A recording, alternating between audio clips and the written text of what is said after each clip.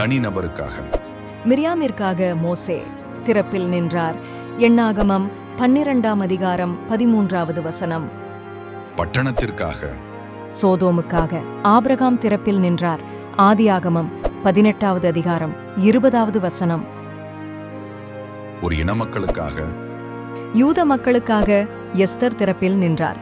Esther 4வது அதிகாரம் 16வது வசனம். சபைக்காக. மறைந்து ஜெபிக்கிற எப்பாப்ரா திறப்பில் நின்றார். கொலோசையர் 4வது அதிகாரம் 12வது வசனம். ஊழியருக்காக. பேதுருவுக்காக ஆதி திருசபையார் திறப்பில் நின்றார்கள்.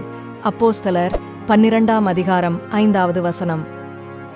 ராஜாவுக்காக.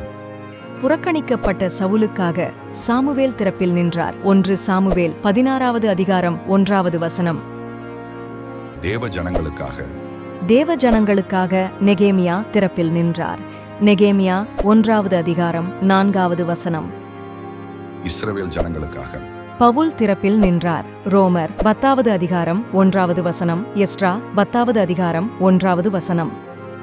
இவர்களைப் போல நாமும் தேசத்திற்காக, பட்டணத்திற்காக, சபைக்காக, குடும்பங்களுக்காக, ஊழியருக்காக, தனிநபருக்காக திறப்பில் நின்று ஜெபிக்க வேண்டும்.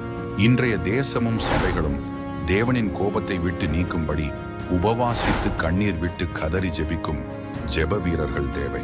சபைகளில் உலக சிநேகமும் சிற்றின்பங்களும் ஆசாபாசங்களும் வேசித்தனங்களும் பெருகி வருகின்ற காலத்தில் பாவியின் பாவத்தை எச்சரித்து திறப்பில் வாசலில் நின்று கதறி ஜெபிக்கும் மனிதர்களை தேவன் தேடுகிறார்.